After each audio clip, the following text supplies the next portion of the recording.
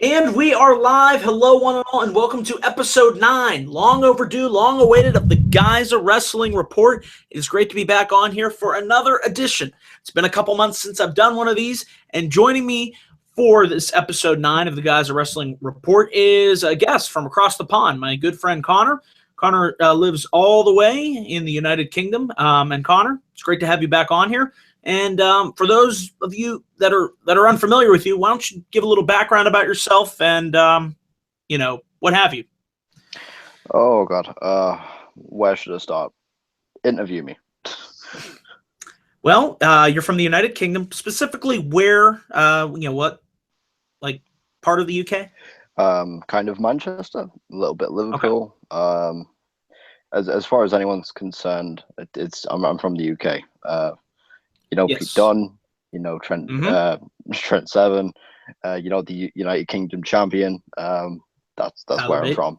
That's the important part.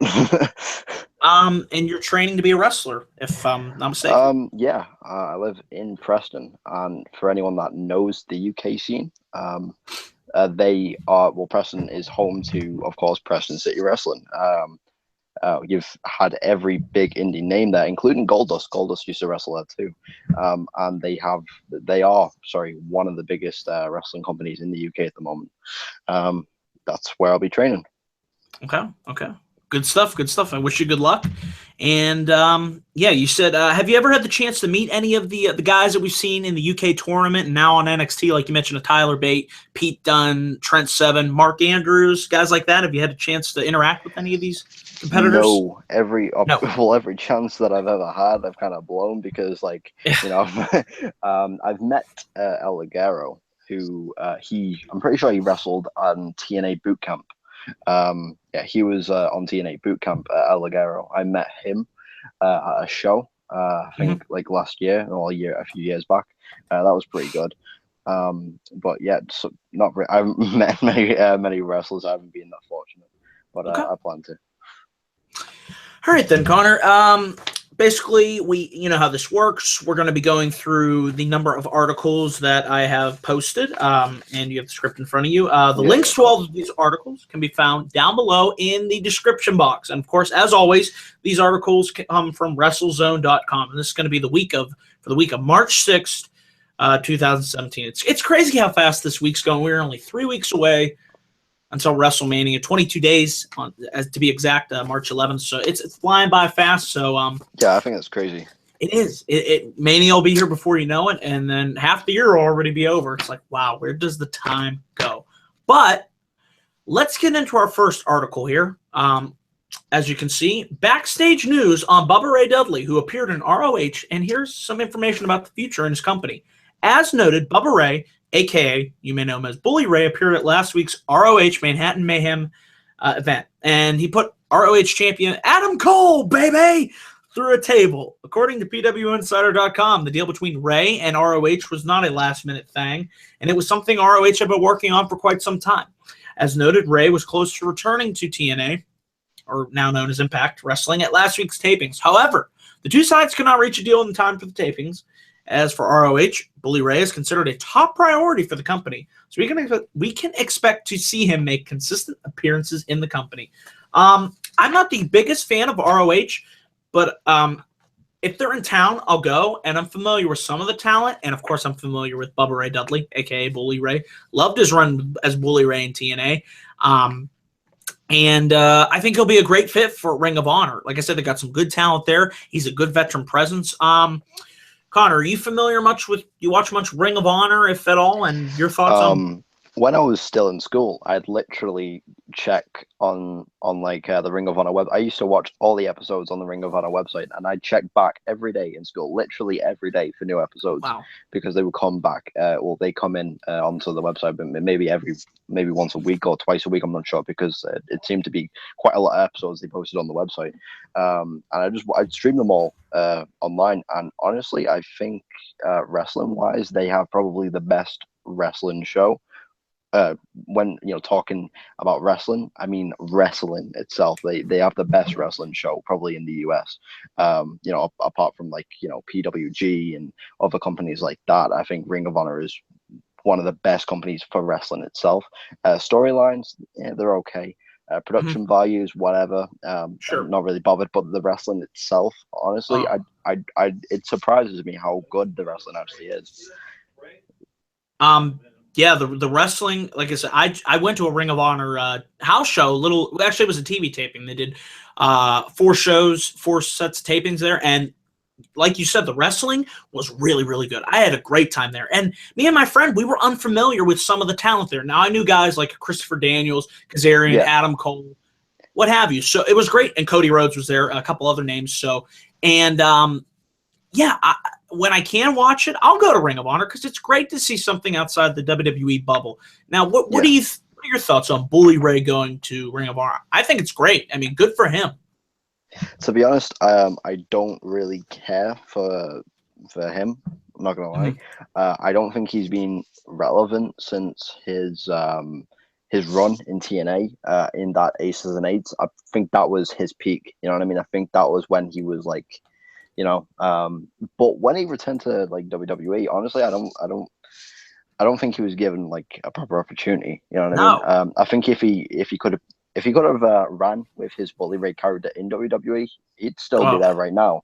I think he'd still be there right now, probably feuding with someone like Kevin Owens. I mean, that would be awesome. Man, that'd be a good feud. But the fact that they made him wear those little 3D glasses and dressed him up in the camo gear and threw him out there doing the whole shitty old regime of get the tables, it was awful. I didn't like it one bit. I thought it was kind of boring, and like they came a long way, especially like outside of WWE. 3D as a team, or Team 3D, both of the guys individually, Bubba Ray and Devon, they both guys like have came a long way since then, and they've done a lot of they've had a lot of experience outside of WWE that has made them 10 times better. So coming back in, I was expecting to see Bully Ray and that amazing like character that he's kind of like accumulated since his like early run in WWF and those days. He got so much better, and I was expecting to see so much more when he returned, and it just didn't happen. And, it didn't. So since then, I haven't really gave a shit about Bully Ray and what he's doing. And I see him in WCPW, which is a promotion over here run by What Culture Pro Wrestling. Still don't really care about that or whatever program he's doing. You know what I mean? I think WWE screwed him. I think he deserves a lot better, but I couldn't really care less about what he's doing at the moment. I'm not really that much invested. He's just a prototypical heel. You know what I mean? But I don't know. Sure. Just how I feel about it. I think it'll be good for him. I think he'll be able to express himself more freely in the Ring of Honor environment, and you might see some of that Bully Ray that we've missed since his TNA day. Because I've seen some of his run as Bully Ray, not all of it. I caught the tail end of it right up until before he joined Aces and Eights, and I loved him as Bully Ray on TNA. He completely reinvented himself. He got past the Dudley Boyz stereotype, like you mentioned, and just to see WWE not utilize that was just kind of like, okay, bring the Dudley Boyz in for a nice nostalgia run. I'm okay with that, but they just lost, and it just I think like the biggest problem with the guy is the fact that he's 45 years old now. He's old. He is old. So like for him to be doing this whole heel character and stuff like that, I mean, I'm just kind of sat there, mate. When are you gonna retire? Yeah. You know what I mean? I don't know if you're older than Big Show, but you're roughly the same age, and you've been doing this for a long time, and very long. You hit your peak. You've had a good run, but honestly, like nobody really wants to see it anymore. We've seen it for the past 2 decades. You know what I mean? We've seen you in ECW and WWF, and it's just it's kind of ran its course. I feel, and that's why I'm not really invested in what he's doing at the moment. That's what I meant to say earlier. That's all right. Anything else you want to say about Bubba Ray before we move on to some WWE Hall of Fame news? Not really. I think obviously everybody deserves like a second chance, if you will, if you know what I mean. So I think if he does, like maybe, I mean, I doubt it now, but if he ever does make a return to WWE, I hope he's given like a proper run. You know what I mean? Sure. Doing the character that that we all love. Work down in Florida. I think he would be a great coach for NXT. Mhm, Bubba Ray has a mhm. great mind. I mean, he really does. He's Exactly. good. You know what? That would be a great role for him. So I'd like to see him come back in that fold for the company when he retires. Yeah. So we'll see. We'll see. All right, then. Let's move into this next article. And this is some great news.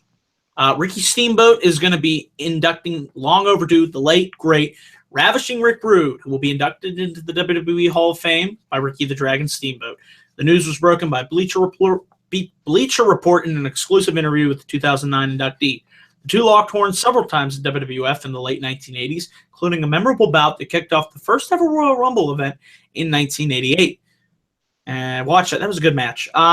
However, the rivalry reached its boiling point in the early 1990s in WCW, with Rude as the centerpiece of Paul Heyman's nefarious, dangerous alliance. The Dragon, one of the most heroic competitors ever, was one of the first to stand up to the villainous faction. Steamboat zeroed in on Rude, the reigning United States champion, in a series of matches that thrilled WCW fans. The rivalry came to a head at Beach Blast 1992 in a grueling 30-minute WCW Iron Man match where Steamboat eked out a narrow 4-3 victory in the waning moments of the battle. Now the Dragon will have the chance to reflect on the impact ravishing Rick Rude had on pro wrestling, not sports entertainment, because I'm not calling it that, as he inducts his late rival into the WWE Hall of Fame as part of the class of 2017. It's great news. Long overdue for Rick Rude being inducted into the WWE Hall of Fame. Of course, yeah. And Steamboat, I couldn't think of a better guy. You know, some say Sting, but hey, I love seeing Ricky Steamboat, and they have history here. I love it, and I can't wait to see humorously, I think that's the right word, Rick Rude take his rightful long overdue place. He should have been in many years ago, but it's great he's finally getting in there. Connor, your thoughts on Rick Rude going into the Hall of Fame this year? To be honest, when it comes to the old talent like Rick Rude, I'm a millennial. You know what I mean? I'm not too fond of them. Like I didn't grow up watching them. Sure. It's sort of something that's what the network's for. I can go back and watch it, but I wasn't around to see that, and you know, it isn't that relevant anymore, is it? You know what I mean? It's not that relevant anymore. However, you know, I am fond of him. His tights, what he would wear, and he was a great heel. The matches I would have, yeah, of course. I'm more aware of bloody Steamboat than I am of Rick Rude. Rick Rude was very good. From what I've seen, very good. Just a great heel. He had Bobby the Brain Heenan as man. I love Bobby Heenan. How can you not? The greatest manager of all time, in my opinion. I literally seen a tweet from Joey Ryan the other day. I think this is this is funny. Saying that he's kind of upset that Rick Rude's being inducted into the Hall of Fame because now all the publicity on him, he's gonna realize, like every old fans are gonna realize, like how much he stole from him. I saw that. That was funny. That was pretty funny. I love that.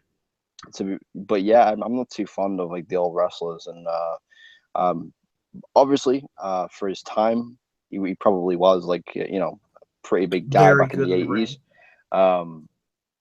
Deserves his position now in the Hall of Fame. Yeah. If that character was molded into today's modern day wrestling, I think it would fit in very well. Sure. And I have to say, this is going to be a really good Hall of Fame class. I personally can't wait, being from Pittsburgh, PA, to see my hometown boy, Kurt Angle, get inducted. We got the Rock and Roll Express, Teddy Long, Beth Phoenix. Now we have Ravishing Rick Rude and DDP. It's a solid Hall of Fame class this year. So I always look forward to the Hall of Fame. I was really happy about DDP being inducted into a Hall of Fame. That is well deserved. Definitely. Considering especially what he did for guys like Scott Hall and Jake Roberts, he saved their lives. I mean, and I hope have them both induct him. Speaking of DDP, that would be great. That would be a really great induction. But I can't wait. It'll be in 3 weeks? It'll be here before you know it. So anything else you want to say about the Hall of Fame before we talk about some Shaquille O'Neal? Well, the only thing I have in regards to the Hall of Fame is if Jake Roberts and Scott Hall are to induct DDP into the Hall of Fame.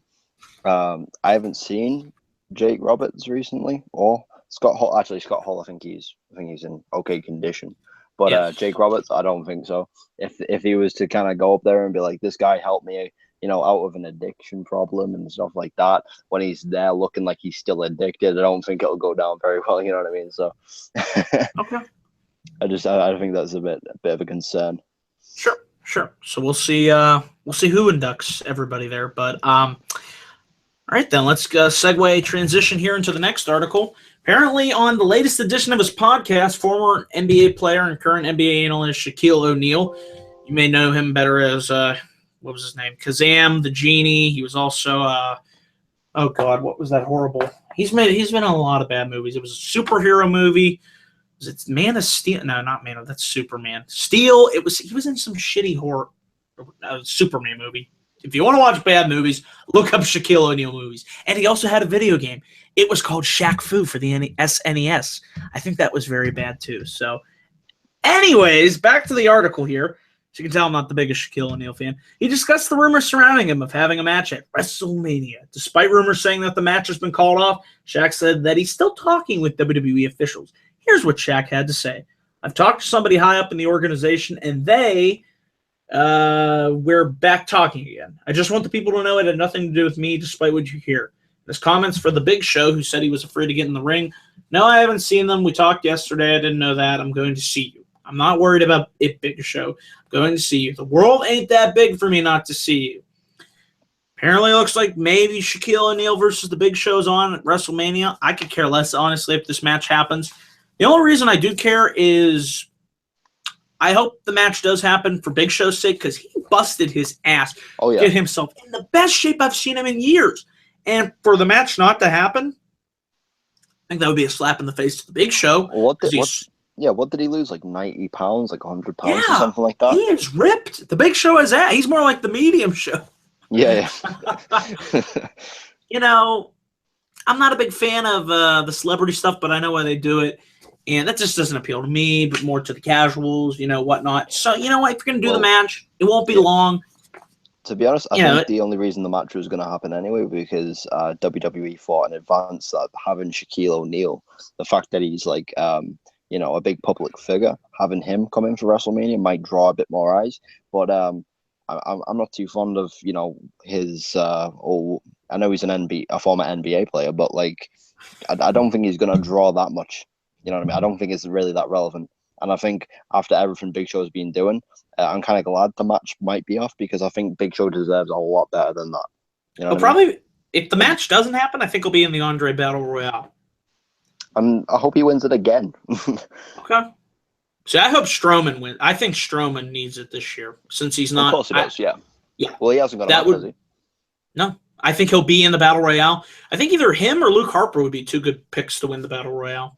Yeah, definitely. Or, you could do an underdog, Sami Zayn, That would be a good story to tell. Somebody that you give them the thing, give them the win, and you use that to build him up to a championship. It's wow. Called long-term booking. I wish they'd do it more often. That's what the win should be, Yeah. Minor rant there. But anything else you want to say about Shaq? Because I really, if he's there, great. If not, I don't care.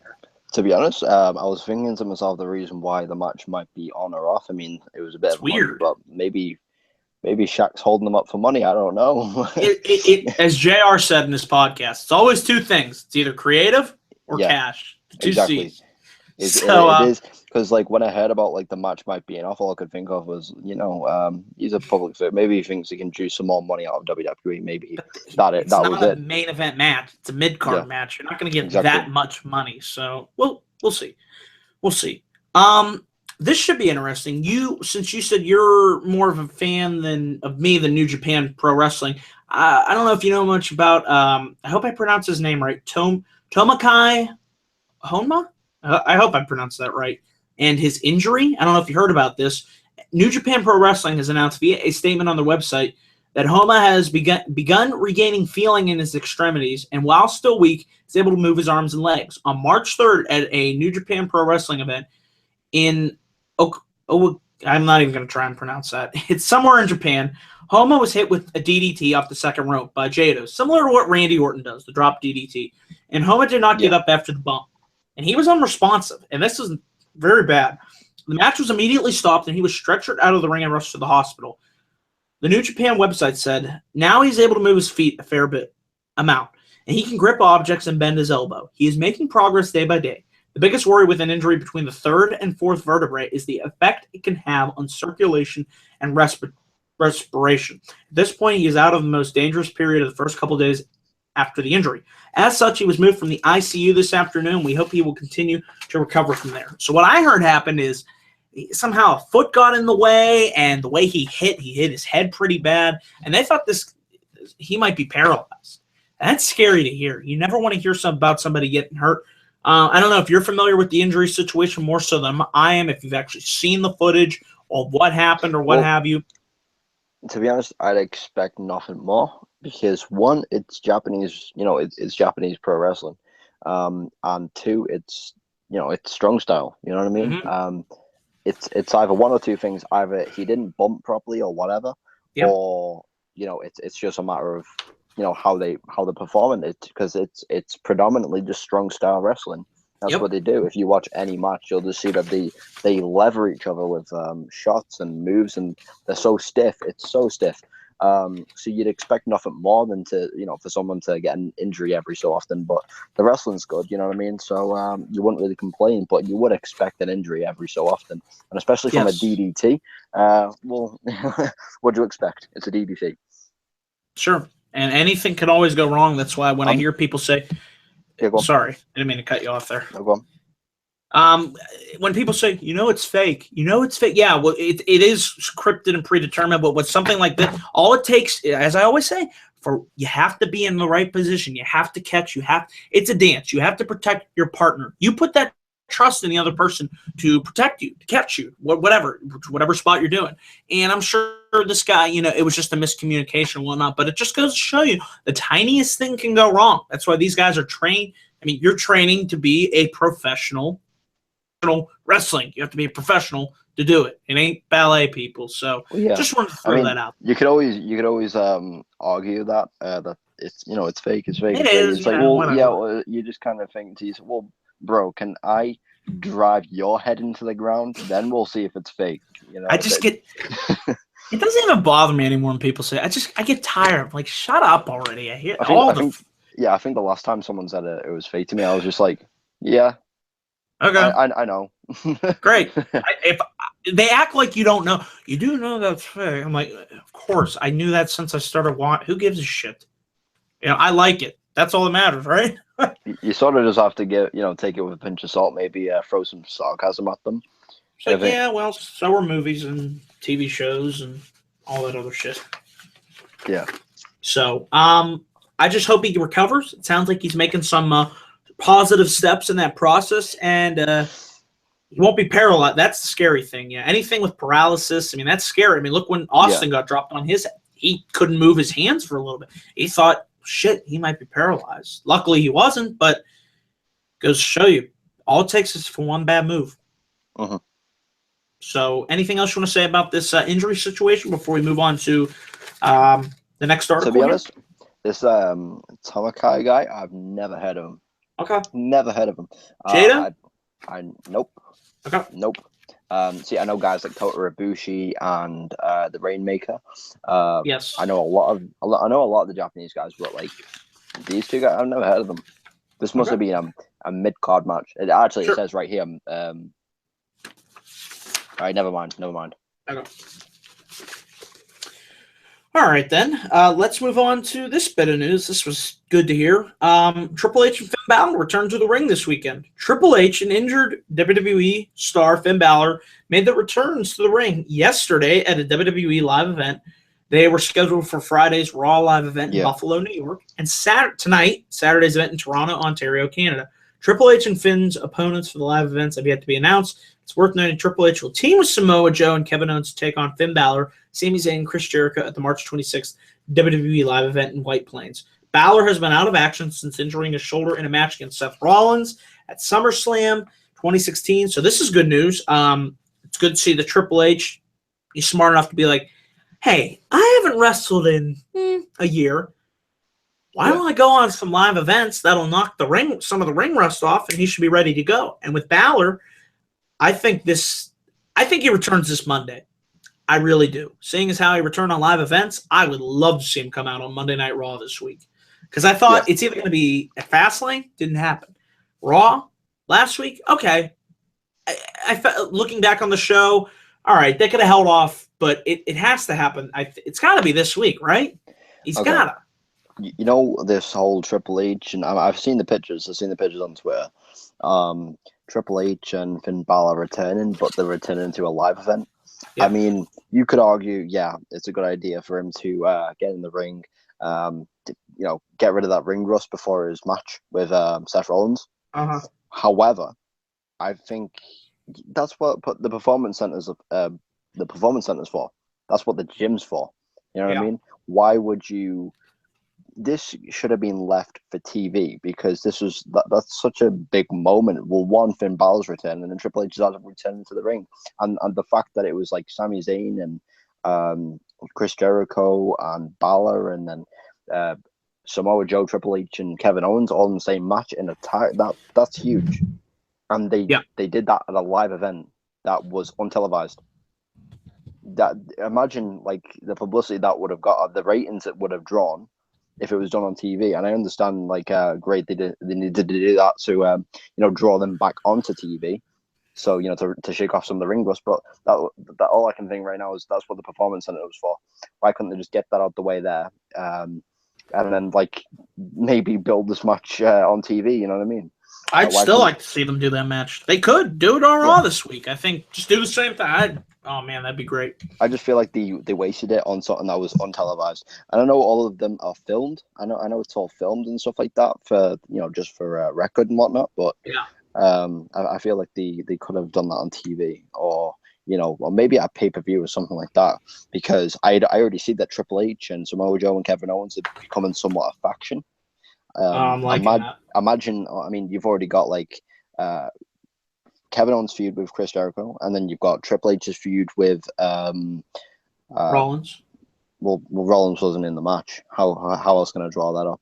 Oh, Samoa Joe and Sami Zayn. Finn Balor was just kind of in the equation for no reason whatsoever, but there you go. You could have done the exact same match, but maybe with Rollins. You know what I mean? There's rumors that Rollins can't go, that Balor would replace him. Yeah. Which I'd be cool. That'd be a huge spot for Finn Balor. How you get there, that's another story. But you know what? I just want Balor to have a prominent spot on WrestleMania. Yeah. And I actually think go ahead. I mean, what just came to my mind is I think the only way they could build to that is maybe Balor comes out.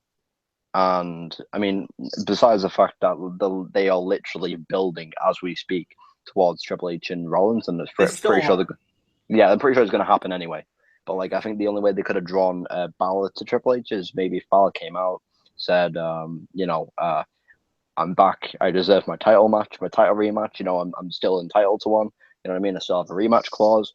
And then Triple H comes out and says, "Listen, bud, you're not happening. It's not happening. No. Go away." You know what I mean? I think that get in the back of the line. Yeah, it would have been a way to build towards something there, but like, it does look like it's going to be Rollins and Triple H. Then I can see it happening. I think Samoa Joe needs an opponent. There's history there. Samoa Joe, Finn Balor, boom. Yes. There you go. Exactly. There you go. I think. Think about it, because Samoa, he's going to have a match. I think it's got to be this. You're 3 weeks out. You got to build to that. You got to give. So, mark my words. My prediction is Finn Balor returns to Monday Night Raw this Monday, and I'm sticking to it. Although I said that the last week, so we'll see. I just want him to come back. God, I miss him. I think besides the fact that they've booked him on live events, I think it's gotta be. I just don't see him returning until the night after WrestleMania. I think the night after WrestleMania is when it's going to, all happen. I mean, I could see that, but if he's ready to go, that'd be kind of shitty of them to hold him off for WrestleMania. That's why that would be my gripe. I for some reason I can see him the poster of Extreme Rules next year. You know what I mean? Well, next year. What am I on? This year. What is the next? They changed the whole schedule. I can't even remember what's after Mania. Is it? I'm pretty sure it is. Backlash? It's Extreme. Well, I don't know. Yeah, they are bringing back Backlash for a SmackDown exclusive, but like I'm pretty sure Extreme Rules is for Raw. What do we got? You might be right.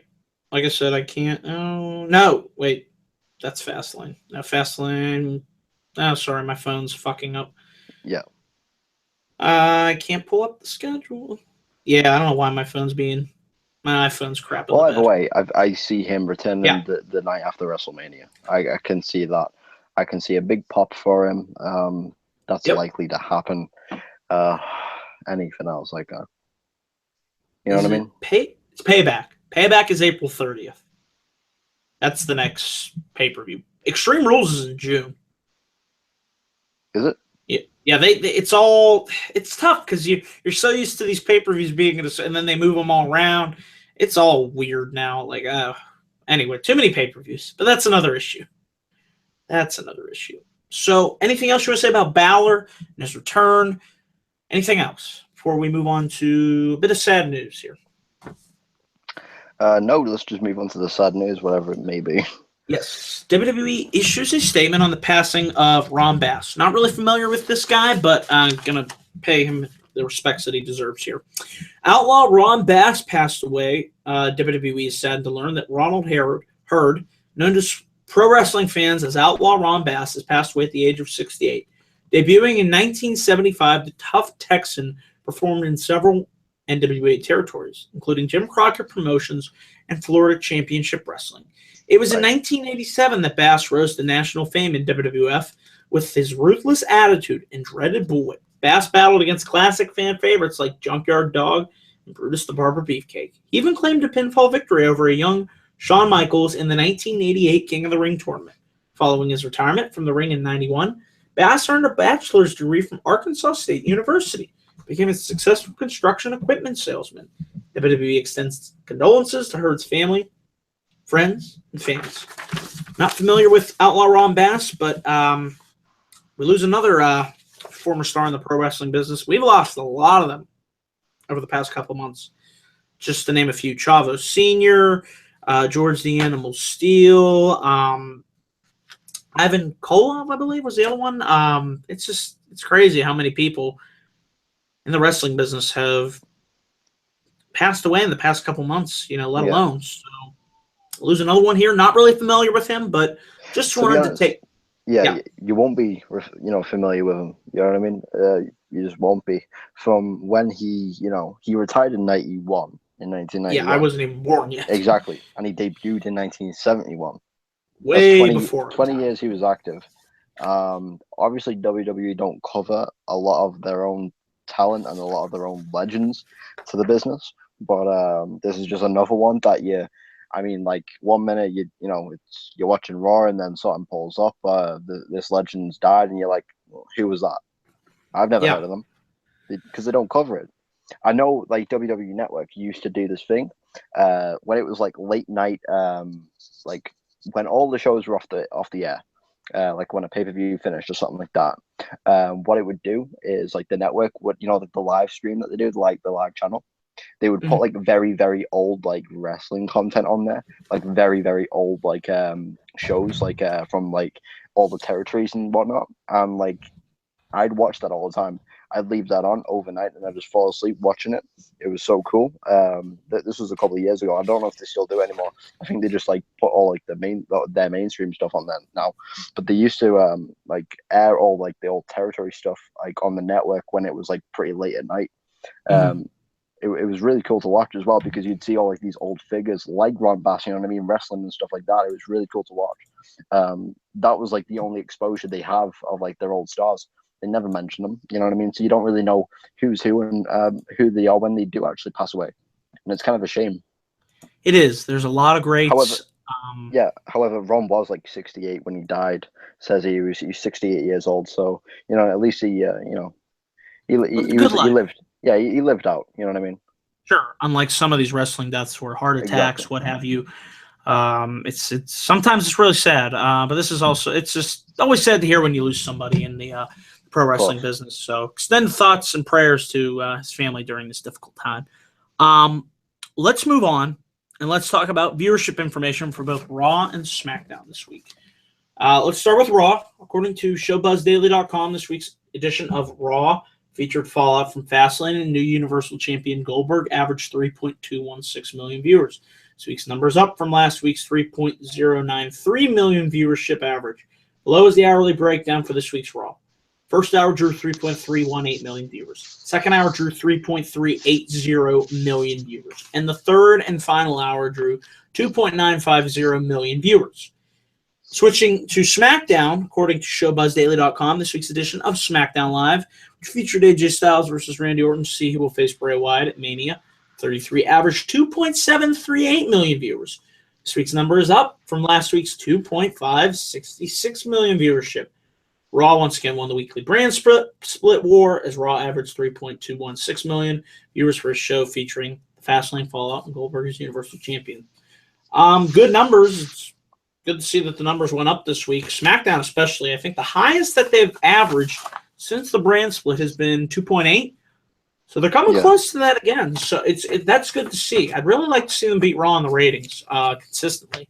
Can it happen? I think one day it will, but it's going to take people time to get adjusted to watching wrestling. It's tough. It's a new night. It's a Tuesday night, and it's not an established. Monday has been the established night for wrestling for how many years? So obviously it's going to take a long time for Tuesday to become a night for wrestling. That's just my opinion.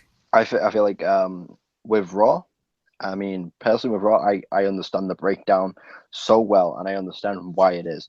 The second hour drew more, like the most viewings than the entire show from the first hour and the last hour. And the reason why is because everybody knows when you first tune into Raw, nothing really happens until the second hour. That's when all the big segments start to happen during like the second hour. And the final hour, most people are just tuning out because they're so exhausted because of all the advertisements. From a business point of view, I understand why the third hour is like so lagging. It's because get rid of it. Well, that's where WWE is making most of their money through ad revenue. They make most of the money on that third hour because there's so many, you're just bombarding people with like advertisements and whatnot. That's where they make most of the money. And they know that they need to fit in like a few more segments to lead to the big storylines in that last hour anyway. So, they know like, you're just going to stay tuned in. However, most people are tuning out and don't watch it anyway. So look at the numbers. Exactly. That's why they're losing viewers. So you're going to lose money in the long run, And when you go to SmackDown, this is the best thing because they are only 2 hours. You don't know which hour they're going to show all like the big segments, and because there is a lot of content spread out. Spread out on SmackDown. You don't know when it's going to happen, so they kind of maintain viewers. Both hours had 2 million. I think 1 hour had like maybe two. I think from what I'm reading here, like maybe 200 to 100,000 viewers less or something like that, maybe. But that's still a lot of viewers, you know what I mean? And because it's SmackDown, you know what I mean, it isn't really as popular at the moment, not yet at least. At least they're still maintaining views. You know what I mean? Yes, they are. And that's mainly because you don't know what's going to happen and when it's going to happen. No, you don't. That's the best thing about it. Here's an idea, and I've always been trying to think of, well, if you get rid of that third hour, here's a new idea. I'm going to throw this out there. I don't know if you've heard this before. All right, if you want an extra hour on Raw, I got an even better idea. Tell me what you think of this. Take that extra hour, keep half an hour to Raw, and give the other half hour to SmackDown. There. What do you think of that? At least that would divide up that third hour, and both shows would be the same length. Right. What do you think about that? 2.5 hours? I mean, each to show. Me, yeah. You just take. Yeah. I see that as half an hour of advert, and 2 hours of strong wrestling, of straightforward wrestling. That actually makes a lot more sense. I mean, I'm looking at it from the USA Network's perspective. We got to have that third hour, right? Well, then make both shows the same length, and you're still getting the same ad revenue from both shows. I mean, I'd like to put that up to a poll. What do you guys think? I mean, yeah, I know I like SmackDown at 2 hours too, but it would shorten the length of Raw and give SmackDown a little bit more time to work with, Yeah. It makes sense because right now on Raw, there is 45 minutes of advertisement. It's awful. 45 minutes. It is awful. For a 3-hour show. And on SmackDown, there is half an hour of adverts on a 2-hour show. Now, if you take away that third hour, split and divide them between the two shows, that's 2.5 hours per show. And then both shows only have half an hour of ad revenue. So you're making just as much money on both shows. It makes sense. Yeah. I'd love to see that because, like this week on SmackDown, I just felt like towards the end they rushed for time. And think about it. If they had an extra half an hour, you could do a little bit more, And I don't know. It was an idea that it's just a suggest. It's something to consider because I just feel like I also think if it's going to be a proper brand war, I think they need that sort of leverage too. I think they both need to be like the same length. The same length because that ain't fair. Raw's got 3 hours, they've got an extra hour to throw in even more great content, even though it's bloody terrible at the moment. Whereas SmackDown's got one less hour to to squeeze everything in and make an absolute shit show of what they're doing because they have to push everything into like one tiny segment and stuff like that. You know what I mean? It's not very good. If they had that extra time, you know what I mean? I'm sure it would be a bit better. Yeah, because people say SmackDown should also be 3 hours, which I think would be a mistake personally. I actually wish both shows were 2 hours. But I just feel like this would be a good solution because one, it cuts Raw back, and two, it extends SmackDown. But you still have the same amount of time for both shows. It's just, you know what I'm trying to say here? Yeah. It's not like where Raw is 3 hours and SmackDown. I think both shows being 3 hours would really burn out. If you want to burn out your fans, because we're already burned out, that would be even worse idea. I think what it is like Raw. I mean WWE and a lot of the business guys, they only see it from a business perspective, and I understand that it is a business. I do understand that money, but it should be about putting on a good. I think all it is we make $100,000 in ad revenue on that third hour of Raw. We need to keep that third hour. You know what I mean? That's what it is. You take away that third hour, it's like, now we're gonna be like so much down, it's I mean, this idea, has anybody out there in the company just suggested what is I would love to just go, hey, I'm going there Tuesday. Excuse me, could I go talk to Vince? I have an idea. It's a really good idea. Come on, I'd like to see what they think about this because doesn't it make sense? I'm just saying, common sense, Yeah. I just want to make the shows watchable and good. That's all. I'm not asking a lot. We'll see. Maybe I'll go talk to Vince on Tuesday. I doubt it. I'd love to. Like, excuse me, for the amount of money that I've given to this company, nah, they wouldn't let me. They wouldn't let me in a million years go talk to that guy. That'd be pretty awesome. A one-on-one interview with Vince McMahon. He'd be like, who the hell are you? Where's Roman? Roman, where'd you go, buddy? Oh, there you are. So, anything else you want to say about the viewership this week? No, I just hope it increases for SmackDown. That's all I can hope. Yes. Fingers crossed. Let's talk about this. It's going to be a controversial bit of news here. Latest on a possible return to the ring for Daniel Bryan, and where would he like to wrestle? This past Tuesday night on Talking Smack, Daniel Bryan made an off-the-hand remark about how he would be returning to the ring in about a year and a half, which is right around when his WWE contract is set to expire. The most recent Wrestling Observer newsletter notes the following in regards to a potential in-ring return for Daniel Bryan. Bryan was rushed into a retirement speech by Vince McMahon. It is unlikely that WWE will release him from his contract. One of Bryan's goals has been to work in CMLL, work an angle building to a hair versus hair match at their anniversary show. Bryan has a new in-ring style in mind that would be lower risk while still allowing him to have interesting matches.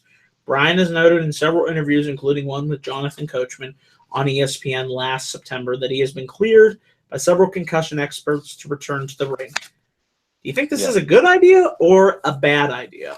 Because I think it's a bad idea. The only thing I can think of when WWE refused to clear him is Chris Benoit. That's the only thing I can think of when it comes to Bryan not being cleared to wrestle, especially for that company. If he's being cleared by loads or plenty of doctors and experts on just health in general, then you should be allowed to wrestle. But you need to bear in mind, he can wrestle. He's being cleared. He can go anywhere he wants, as soon as that contract expires, and do what I'm pretty sure that's what he was indicating when he said what he did. That maybe that isn't in the wake for his career in the next couple of years. Maybe he's going to leave the company and go back to Ring of Honor. I'm not trying to paraphrase CM Punk there, but maybe that is Yeah. what will happen. We'll see. He has a family and a kid, and I would, I hope he's just mindful. To me, that should be really important for him to be there for his family and his kid. I would just hate to see anything bad happen to him. Even worse, say he takes a really bad bump and, he just gets really messed up in the head and just, I don't know. I don't know if it's his decision. I'm not going to speak for him. But me personally, if I was in his shoes, I don't know. I just put my family and my kid first, Yeah. That's just me, though. He's been wrestling. I don't know exactly how many years he's been wrestling, but I do know he's been wrestling since like early 2000s. You know what I mean? Mm-hmm. That's a long time to be wrestling. You know what I mean? He deserves, like, from any greedy fan perspective. I mean, because not gonna lie, I could care less if tomorrow he left the company, went to wrestle for Ring of Honor, and was doing dives again outside the ring ropes. You know what I mean? Ugh. And doing backflips, sorry, off turnbuckles and shit like that. I could care less. I'd love to see that happen again. But that's just from me being greedy and wanting to see like one of my favorite wrestlers. And I love him. I'm a huge fan too. Exactly. But from his own perspective, and something that he has earned by wrestling non-stop for all those years, he deserves to put himself and his family first and do whatever the fuck he wants. You know what I mean? He deserves that. Sure. So as much as it, like, it, you can kind of beat yourself being like, I really want to see this. You know what I mean? You just kind of need to stop. You kind of need to look at it from his perspective. Sorry, maybe not be so selfish and understand that the fact that he's got a family, and maybe like when you grow up one day and you have your own and whatnot, and you got a baby on the way, maybe then you'll understand, like, well, sort of a terrible analogy, but like you can't just go jumping through ring ropes and stuff like that. Yeah, I mean, what if something goes wrong and he's really, really physically hurt from that, and his kid, I don't know. That's what I'm worried about. And I was for so long saying I want to see him come back. I want to see him come back. But then I finally accepted the fact that, well, you know what? I don't know. I don't know. It's a tough situation. I'd hate to be in his shoes because he loved it, and he was so torn away from being told he can't do it anymore. And I don't know. It's just going to be really interesting. The thing is, like, I think with Edge's retirement was maybe just as big as like Bryan's. You know what I mean? It was just as like that was sudden. Just exactly. Like, whoa. It was very sudden. But the thing is, like, they drawn Edge off TV, and people don't really talk that much about Edge anymore, apart from when he had a show on the network and whatnot, and they promoted him and whatnot. But like, as soon as he left TV, that's just when people started to kind of forget about it. You know what I mean? And I think that's kind of what he needs. I think when he finally does have his baby, maybe he needs to take some time off TV. Maybe people will forget about the fact that he's retired now and doesn't really need to be getting in the ring again. And then maybe in a few years or a year or two, maybe he can come back once it's like, his baby's, growing up, and, you know what I mean? Sure. Maybe he just needs that time. Yeah, I just think having a kid, I don't know because I haven't had a kid yet. I'd like to, but I know it changes you. And it's the biggest thing you could ever have happen in your life, in my opinion. Your creation. It's life. It's your legacy. It's your future. It's everything. It's really changes you. So we'll see what happens. I don't know when Bree's due, but when did she? I can't remember when they announced to win. Hey, you need to bear in mind, like, Goldberg. Okay, look at him. Goldberg's 50 now. When he was wrestling originally, he didn't have any kids. No. He stopped wrestling for like 12 years. He had a kid, and since he's had a kid, he's returned to wrestle specifically so his family could actually see him wrestle for the first time. I actually like that. What's stopping Bryan doing that in 20 years time? What's stopping Bryan from doing that? Exactly what Goldberg did. You know what I mean?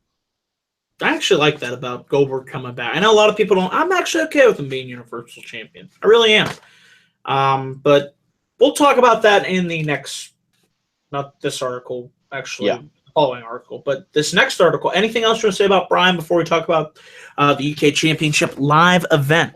Now let's jump onto that. All right, because I know you're excited about this one. I'll just give you a little bit of details here. WWE released the following earlier this morning. WWE comes to Norwich, England for the first time ever with WWE Presents UK Championship live from Epic Studios on Saturday, May 6th at 7 p.m. and Sunday, May 7th at 5 p.m.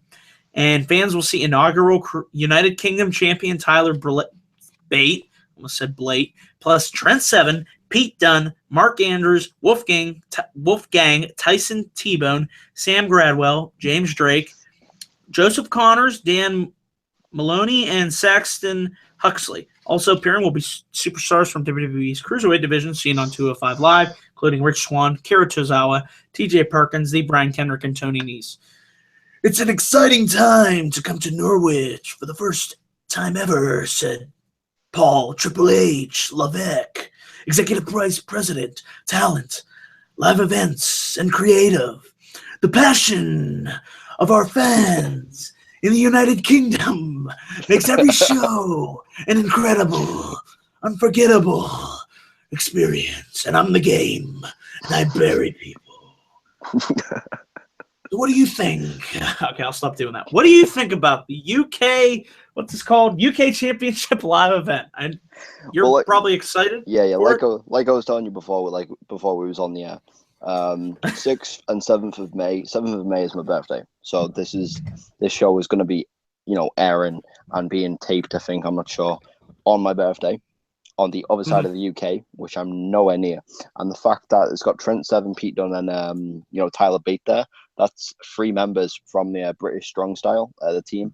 If people don't know, they're actually in a team over here, a massive, one of the biggest teams over here in the UK, called British Strong Style, which features Tyler Bate, Trent Seven, and Pete Dunne. Pete Dunne's probably one of my favorite wrestlers at the moment.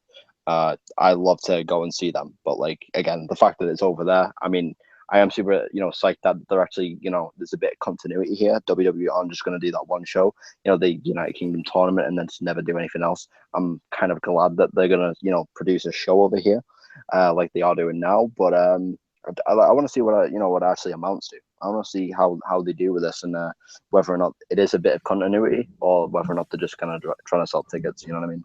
Sure. And I have a question for you about, you mentioned Trent Seven, Pete Dunne, and Tyler Bate. They're a faction? Yes. A lot of people didn't. A lot of people didn't know this, but we have a promotion over here called Progress Wrestling. WWE actually have a partnership with them. Partnership to use their talent, and their talent that they're using are Pete Dunne, Trent Seven, and Tyler Bate. And they don't know that. Tyler Bate, Seven, and Dunne, they are in a faction, all 3 of them together. The best of friends. They go everywhere together. They're called British Strong Style. They dress up like, I don't know how to explain.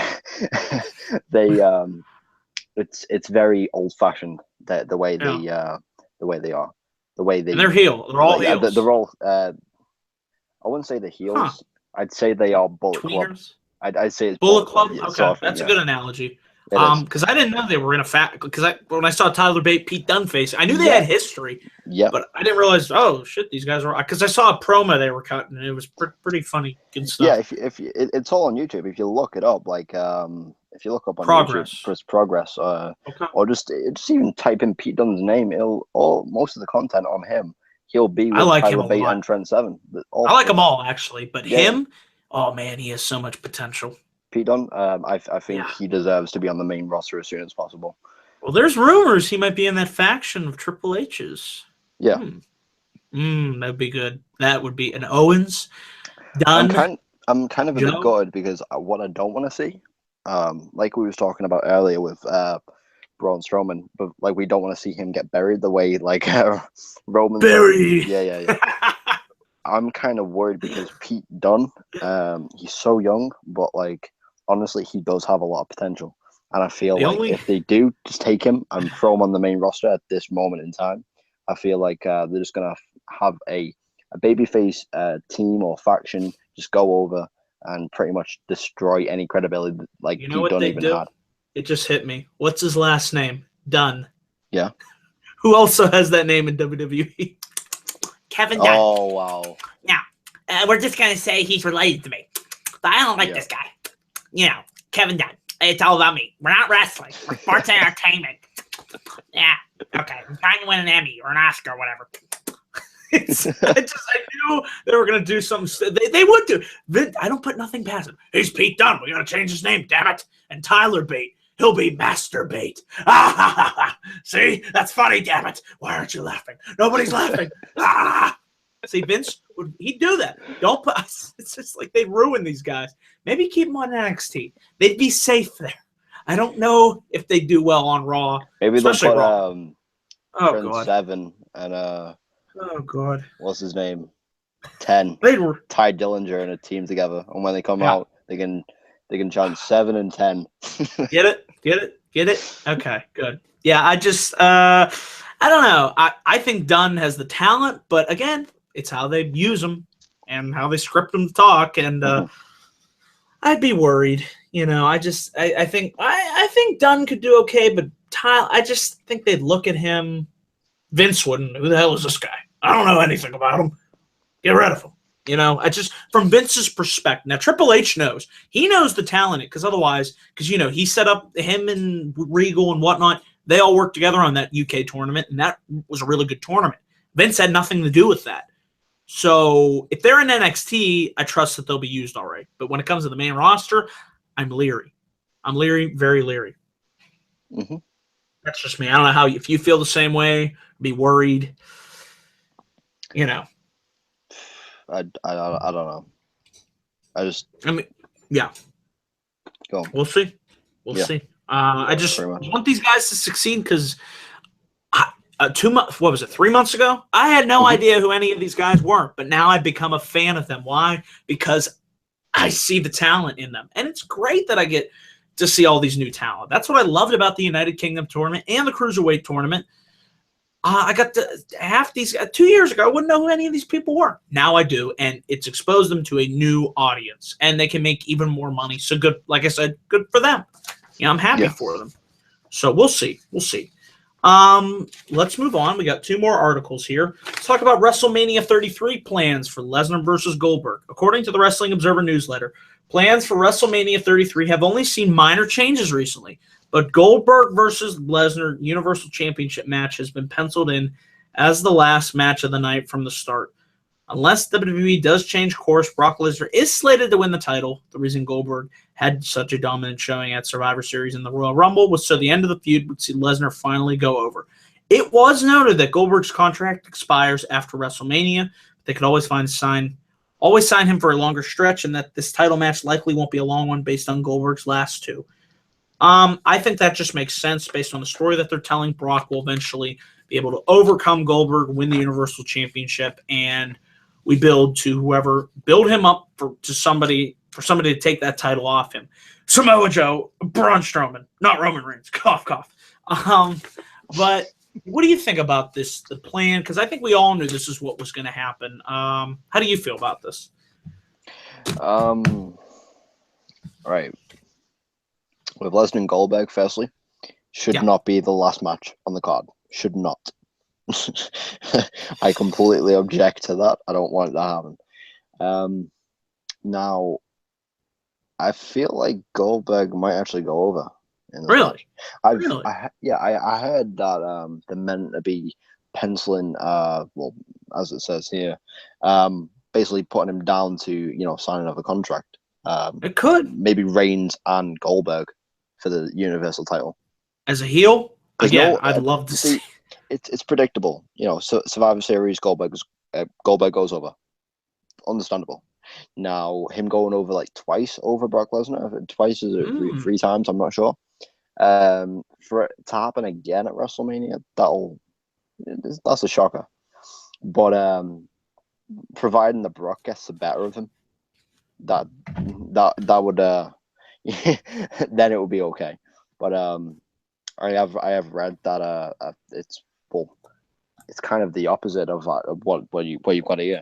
I don't think it's going to be Brock Lesnar. I mean, it would be logical to think that way, but it's WWE. It's Vince. Yeah, remember, exactly. The man changes his mind like that. Exactly. which kind of makes it unpredictable. So Yeah. we'll see.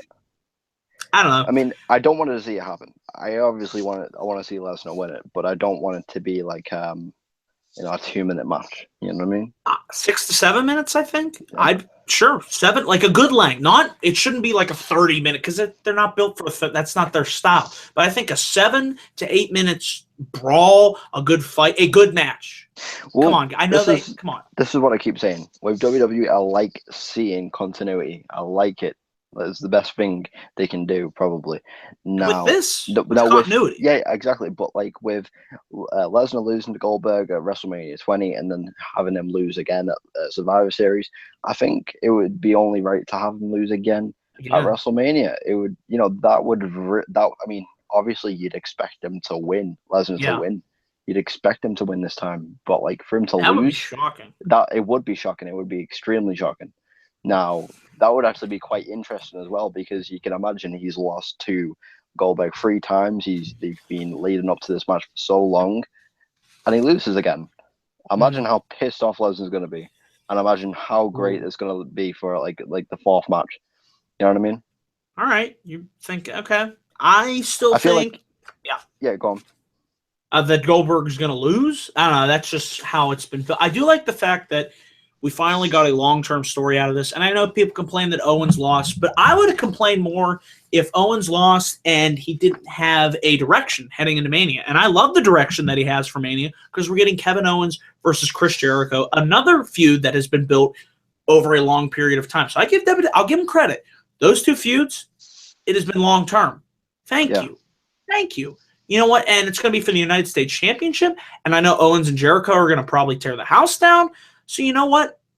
Universal Championship, it's not a title I'm particularly fond of, but I will admit Brock and Goldberg, those are the 2 biggest draws that you have right now. So you know what? Give them the title. It adds more to it. I'm not going to harp on it or complain like a lot of people are.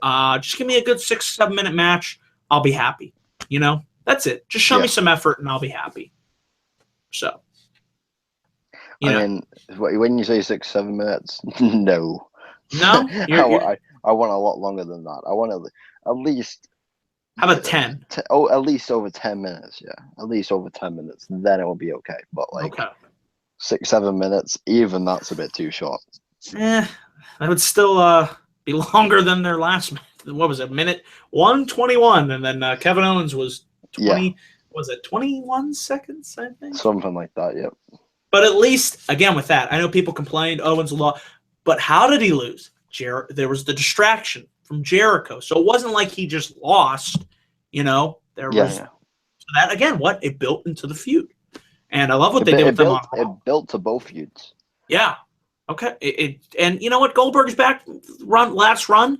It's gonna be his last run, and his kid gets to see that. His kid's probably a steaming bundle of joy right now, It's happy for him, Mm-hmm. Yeah. So we'll see. All right, we got one more article here, and I wanted to throw this in at the end. It's about Chris Jericho and how he's going to take time off from WWE. He will likely be taking some time off in from WWE following Mania, and he's currently scheduled to tour with his band Fozzy in May. By the way, Jericho and Fozzy are coming to Pittsburgh. I hope to go to that show. I hope to bring my list to that show, and it would be the biggest honor of my life. There's only one man that could put me on my list. The list of Giza, and that is Chris Jericho. How awesome would that be if Jericho, please put me on the list. Please put me on the list. I'm going to try and get him to do that. That would be once in a lifetime. So he's going to be in Fozzy. Yeah. Isn't Jericho meant to be leaving the company soon? Yeah. In May, he's doing a bunch of tour dates with Fozzy. Interestingly enough. No, I mean like his contract. Like, isn't it meant to be expiring soon? I heard after Mania. After Mania. But it also says here it appears as if Jericho will be back in WWE time for the build to this year's SummerSlam. It says that he is now being advertised for live events beginning in June. There you go. Right. Okay. I keep going. Jericho in this has been one of. I still enjoy his heel turn run in 2008. This has been either that is close to second best run of his career. I'm sorry. This has been just great. He's been on fire. The list, everything he's done. Oh my God. Stupid idiots. I mean, it's It's a drink it in, man. The way So, he like, constantly, reinvents himself with just, yeah. charisma and whatnot and his personality. It's brilliant. I love the fact that he can do that. And he's a great guy. I know he's like down to earth, really great guy. So Yeah. that makes you love him even more. Like I said, we'll see. It looks like in May, like I said, he gets cut. And Fozzie's pretty good too. I don't know if you're a fan. I'm a fan. I've got some of their albums. I listened to a few of their songs. I listen to most of it on Spotify, to be honest. So I probably do have a few songs saved somewhere, but I do listen to Fozzy every so often. Yeah, I'm a huge. I don't know if you guys know, I'm a huge fan of rock, metal, so they kind of fill that void for me. Jericho, I've seen them live. I wouldn't have thought, Jericho's not going to be that. He's a pretty good singer. You know what? And they're a pretty good band. They got chemistry. They can just jam it out. Got some good guitars, good drum. That's all you need. Let there be light. To be honest, from listening to the songs from Fozzy and then hearing Jericho shout "baby," that's like literally all I hear when he's singing. That is all I hear when he shouts "baby." That's all I can hear when he's singing. You know what? That same voice.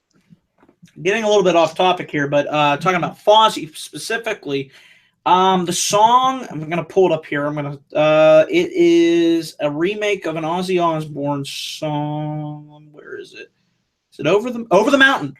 His cover of that song, I actually like more than Ozzy's, and I love Ozzy Osbourne. Who doesn't love Ozzy Osbourne? Man's crazy, but yeah, Fozzy's pretty good. So hopefully, I'm gonna try and go to that show. They're coming to Pittsburgh on May 16th, so I hope to get the gift of Jericho. And I'm going to get it. So we'll see. Yes, it. So that's it. Anything else you want to add before we close out here? Not quite, no. All right. So that's it, folks, for the episode 9 of the Giza Wrestling Report. I want to say thank you guys for joining us in the live chat. And Connor, before we go off the air here, any plugs you want to get in or what have you? Usually I let my guests do that. Anything particular you want to plug? Yeah, I've actually been in talks with What a Maneuver, if you've heard of them. I've been doing a lot of graphic design for a lot of years. I've had a lot of independent wrestlers. One of them called Brother Reed at the moment. He's being trained by Rip Rogers and Michael Elgin from Ring of Honor. I've designed t-shirts for him, printed t-shirts for him too, and I'm currently in talks with What a Maneuver for them to start printing my t-shirts. Wow. So expect to see my own designs on What a Maneuver, maybe by the end of the month. That's awesome. That is great to hear. Really good stuff to hear. All right, then. Anything else before we wrap things up here? No, let's just hope WrestleMania is good. Can be. It just give me a good show. That's all. Yeah. However long you choose to be a good show. That 7 is hours, 8 hours, 9 hours, who cares? 9. Just make sure. Well, Yeah. I'm going to do this year. I'm buying I don't drink energy drinks, but I'm buying one that day, and I'm going to chug that sumbitch, and I'm going to be up for however long WrestleMania. What is that, 5-hour energy monster? I'm drinking one of those that day. Whew. And I'll finally be asleep by about 4 a.m. once the thing finishes. But yeah, You're going to have a long day. Yeah, should be worth it. If not, I don't know. I'll complain on Twitter. Sure. Because that's what we do. Because that's what we do. Yes. We're wrestling fans, and we love this stuff no matter what. All right, Connor. Guys, thank you for tuning into this live edition of the Giza Wrestling Report, episode 9. I have to announce it next week. I might be back up here for episode 10 with special guest Jack Southall from Australia. So we're going from England to Australia. So we're going all around the world, which I love. I love getting people on from around the world with different perspectives, because we're all at the end of the day wrestling fans, and that's all that matters. So I want to thank Connor for coming on here. It was great to have you on again. Thanks, and we'll have you back on again, of course, soon. Great. And thank you all for tuning in and chatting as well. And that is it. I will see you guys. When will my next video be? Probably Monday night for my live Raw review. And then, if you guys don't know, I am going to SmackDown Live this Tuesday night. I actually have tickets. Look for me. I might be on TV this time. Actually got some good seats scored for SmackDown Live. So if you see me, look for me. And yeah, I'll be. It's going to be a dicey situation here in Pittsburgh. We're supposed to get a blizzard, so I'll do my best to go there. I'm not missing SmackDown, but fingers crossed the show can still go on. And yeah, so a lot of great content coming soon to this channel. Also, this Wednesday coming up, episode 2 for the WrestleMania Moments series. Going to be looking at our top moments in WrestleMania history. Favorite moments in WrestleMania history. So that'll be myself, Robbie One Kenobi, the Club of the Man 1993, and BSP Wrestling Show. So we got that on tab 2. Still working on the time to be determined. So be on the lookout for that. All right. That is it, guys. Thank you for tuning in. I'm going to let you guys go and have a great rest of your evening. Take care.